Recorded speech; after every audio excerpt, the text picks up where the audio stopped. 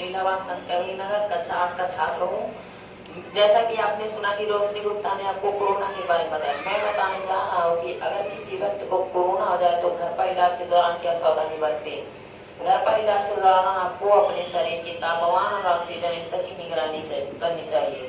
Oxygen level check करने से पहले 6 मिनट तक टहलना चाहिए। अगर आपका ऑक्सीजन स्तर 94 से कम हो तो प्रोनिंग करनी चाहिए। प्रोनिंग का मतलब है पेट केवल लेटना। इससे आपके ऑक्सीजन स्तर में 6 से 8% की वृद्धि होती है। कंसंट्रेटर से सिर्फ आपको 5 लीटर में से ऑक्सीजन मिल पाती है। अगर इससे ज्यादा की जरूरत हो तो ऑक्सीजन सिलेंडर की व्यवस्था करनी होगी। पल्स रेट पर भी नजर रखनी चाहिए। अगर व्यक्ति की उम्र 50 साल से अधिक हो तो 140 पल्स रेट नुकसानदेह हो सकती है। इसके बाद मेरे दोस्त अंकुर चौधरी आपको ब्लैक फंगस के बारे में बताना चाहेंगे। 8 का छात्रों, सर आपका हमारे स्कूल में हार्दिक स्वागत एवं अभिनंदन है। जैसा कि आप लोग जानते हैं कि देश भर में कोरोना के खतरे के बीच कई और बीमारियों का खतरा बढ़ता ही जा रहा है। कोरोना होने के बाद शरीर की इम्यूनिटी कमजोर होने के कारण कई और बीमारियां हमला करती हैं। इन्हीं बीमारियों में से एक है ब्लैक फंगस। ब्लैक फंगस यानी म्यूकरमाइकोसिस जब रक्त नलिका धमनियों और शिरा में पहुंचता है तो और भी घातक हो जाता है। खून के जरिए सभी अंगों में पहुंचकर रक्त के थक्के बनाकर प्रवाह को रोक देता है, जिससे मौत हो जाती है। मुंह और नाक के रास्ते फंगस की मौजूदगी म्यूकरमाइकोसिस के वॉल्डस हवा में मौजूद रहते हैं। कमजोर इम्यूनिटी होने पर नाक और मुंह के रास्ते शरीर में प्रवेश करते हैं। मुंह और नाक की म्यूकस श्रृंखला तेजी से आगे बढ़ते हैं। मुंह, नाक, आंख, ब्रेन और फेफड़े को प्रभावित करते हैं। यही मांसपेशी हड्डियों को तोड़ते हुए आगे बढ़ते हैं। फंगस की मौजूदगी, जैसा कि हम लोग जानते हैं, फंगस मुंह और नाक एवं अन्य जगह पाए जाते हैं, जैसे गोबर, धूल, खाद और सड़े गले पदार्थ जैसे सब्जियों के छिलके आदि हर जगह पाए जाते हैं और ज्यादातर भारतीय पर निर्भर है। कोविड के मरीजों को 25.27 सेल्सियस तापमान दिया जा रहा है। दूसरी बात, मेडिकल के उपकरणों को बार बार विसर्जित न करने से ब्लैक फंगस का खतरा बना रहा है। तीसरी गलती, सिलेंडर के ट्यूबिंग को साफ न किए जाने पर उसमें मौजूदगी फंगस सीधे स्वतंत्र तंत्र में पहुंच सकते हैं, जिससे मौत हो सकती है। चौथी बात, डायबिटीज के मरीज कोविड की रिकवरी में स्टेरॉइड का नियंत्रित इस्तेमाल कर रहे हैं। पांचवी बात, इसी रोग के विषय में कम जानकारी। कोविड के लक्षण जैसे सांस लेने में दिक्कत, चेहरे पे दर्द, माथे पे दर्द, बुखार आना। कोविड के मरीजों को ऑक्सीजन देते समय आर्द्रताकरण करें और आर्द्रताकरण भी बार बार किया जाए। दिन में 2 बार नाक को सिलाई से धोए। जो कोविड मरीज अधिक जोखिम वाले हैं उनको एंटीबायोटिक भी उपचार करें। धन्यवाद। नमस्ते, मेरा नाम ज्योति कुमारी है। मैं उच्च प्राथमिक विद्यालय विश्वनाथपुर खलीलाबाद संत कबीरनगर कक्षा 8 की छात्रा हूँ। मैं आज आप सबको बताने जा रही हूँ कि वैक्सीन क्या है। एक वैक्सीन आपके शरीर को किसी भी बीमारी, वायरस या संक्रमण से लड़ने के लिए तैयार करती है। वैक्सीन में किसी जीव, वायरस या बैक्टीरिया के कुछ निष्क्रिय अंश होते हैं, जिसे वैक्सीन के माध्यम से शरीर में डाला जाता है। ये शरीर की इम्यून सिस्टम या प्रतिरक्षा प्रणाली को संक्रमण, आक्रमणकारी वायरस की पहचान करने के लिए प्रेरित करती है और उनके खिलाफ शरीर में एंटीबॉडी बनाती है, जो बाहरी हमले से लड़ने में हमारे शरीर की हेल्प करती है। वैक्सीन लगने का नकारात्मक असर कम ही लोगों पर होता है, लेकिन कुछ लोगों को इनके साइड इफेक्ट का सामना करना पड़ सकता है, जैसे हल्का बुखार या खांसी होना। वैक्सीन लगने के कुछ वक्त बाद ही आप उस बीमारी से लड़ने की इम्यूनिटी प्रतिरक्षा विकसित कर लेती है। वैक्सीन लगने के कुछ वक्त बाद ही आप उस बीमारी से लड़ने की इम्यूनिटी प्रतिरक्षा विकसित कर लेते हैं। मैं आज आप सबको बताऊंगी कि आखिर बाह में क्यों लगवाते हैं वैक्सीन। मांसपेशियों में लगाए जाते हैं अधिकांश टीके मांसपेशियों में लगाए जाते हैं। इसे इंट्रामस्क्यूलर इंजेक्शन के तौर पर जाना जाता है। रोटावायरस ऐसी मुंह के रास्ते दी जाती है। खरसा, कंठमाला और रुबेला की वैक्सीन त्वचा में लगाई जाती है। वैक्सीन लगाने की सबसे अच्छी जगह मांसपेशी होती है।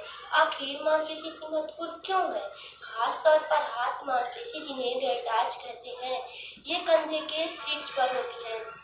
वैक्सीन लगाने की सबसे अच्छी जगह मांसपेशी होती है, क्योंकि मांसपेशी के ऊतकों में महत्वपूर्ण प्रतिरक्षा कोशिकाएं एंटीजन को पहचानती हैं और उन्हें लिम्फ नोड से लक्ष्य ग्रंथियों के सामने पेश करती हैं। मांसपेशियों के लोगों में वैक्सीन लगाने से न केवल टीका अपनी जगह रहता है बल्कि प्रतिरक्षा कोशिकाएं दूसरी अन्य प्रतिरक्षा कोशिकाओं को काम करने के लिए आगाह करती है। वैक्सीन लगाने से केवल आपको लाभ ही मिलेगा और कुछ नहीं। क्षमता से तात्पर्य शरीर की उस प्रतिरक्षा प्रणाली से है जो विभिन्न रोगों को संक्रमण से शरीर की रक्षा करती है।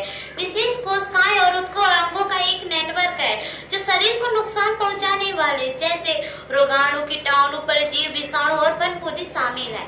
ज्यादातर मामले में शरीर हानिकारक हमलों से खुद का बचाव कर सकता है। कुछ लोगों की प्रतिरक्षा प्रणाली इतनी कमजोर होती है कि वो रोगाणुओं से भी नहीं लड़ सकते। प्रतिरक्षा प्रणाली में रक्षा की पहली पंक्ति ऐसी ढाल है जो रोगाणु को शरीर में प्रवेश करने से रोकती है। त्वचा शरीर का मुख्य कवच है जो हमले के खिलाफ एक शारीरिक बाधा के रूप में काम करता है। आज समय की मांग भी यही है कि हम सभी अपने शरीर में रोग प्रतिरोधक क्षमताओं में वृद्धि करें। जैसा कि हम सभी ने जाना है कि पूरा विश्व 2 वर्षों से लगातार कोविड-19 महामारी से जूझ रहा है। इस वायरस जनित बीमारी से सिर्फ हम बचाव ही कर सकते हैं। वर्तमान समय में हमारे देश के वैज्ञानिकों ने इस बीमारी से बचने के लिए टीके का आविष्कार कर लिया और पूरे विश्व में टीकाकरण अभियान जोरों पर है। कुछ प्रतिरक्षा कोशिकाएं किसी भी आक्रमणकारी रोगजनकों पर हमला करती हैं। अन्य कोशिकाएं विशेष रोगजनकों को पहचानने और याद रखने के लिए प्रशिक्षित होती हैं। जैसा कि कोरोना महामारी में वैक्सीन कोविशील्ड के बारे में जाना है। कुछ गंभीर रोगों से ग्रस्त व्यक्ति जैसे उच्च रक्तचाप, हृदय रोग, फेफड़े की बीमारी, कैंसर और मधुमेह आदि बीमारी ग्रस्त व्यक्तियों की प्रतिरक्षा प्रणाली बहुत ही कमजोर हो जाती है।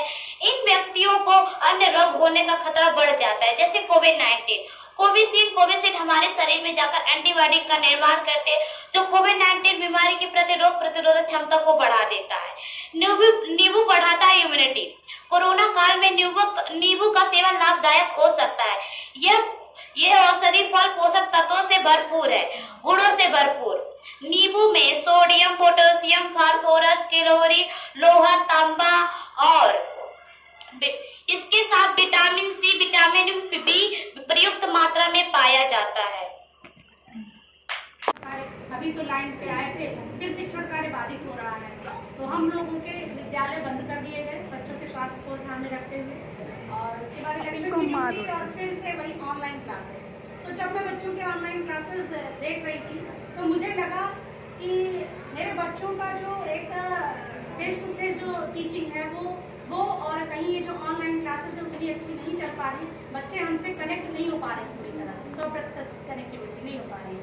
तो उस टाइम पे मैंने रोशनी गुप्ता को कॉल लगाया कि पूर्व छात्र हैं इस समय, तो इनको मैंने कहा, और जो हमारे ये बच्चे हैं कृष्णा, अंकुर, ज्योति, इन लोगों को मैंने कॉल करके कहा कि क्या आप लोग एक प्रोजेक्ट वर्क तैयार कर सकते हो, क्योंकि हम आपसे नहीं मिल पाएंगे और आप हमसे नहीं मिल पाओगे, और ऑनलाइन क्लासेस में तो हम आपको डेली कवर पढ़ा रहे, तो क्यों ना मेरे माइंड में ये आया कि जो जॉन किलपैट्रिक महोदय थे उनकी एक परियोजना विधि थी, तो उस विधि को मैंने कहा कि शायद इस कोविड टाइम पे ये ऐसी परिस्थिति उत्पन्न हो गई है कि मुझे बच्चों के लिए परिस्थिति उत्पन्न नहीं करने की जरूरत है, और इस विपरीत परिस्थिति में भी हम बच्चों के जो शिक्षण कार्य हैं, बच्चों का जो अध्ययन कार्य है उसे और प्रभावी ढंग से बनाया जा सकता है। तो मेरे माइंड में ये आया कि मैं इनको एक प्रोजेक्ट वर्क दूँ। फिर मैंने प्रोजेक्ट वर्क दिया, इस प्रोजेक्ट वर्क की जो टीम लीडर है वो रोशनी गुप्ता है, और बच्चे उस समय ये सभी लोग 7th में थे जो इस समय 8th में हैं। तो इन लोगों को मैंने कहा कि आप लोग कलेक्शन का वर्क करेंगे और जो सारी चीज़ें इकट्ठा हो जाएंगी तो वो रोशनी गुप्ता को देंगे। तो ये फिर अपने कि जो है शीर्षक के अकॉर्डिंग, यानी हमारा जो टॉपिक है उसके अकॉर्डिंग जो है उस पर ये चार्ट पेपर पर अलग अलग लगाएंगे, पेश करेंगे।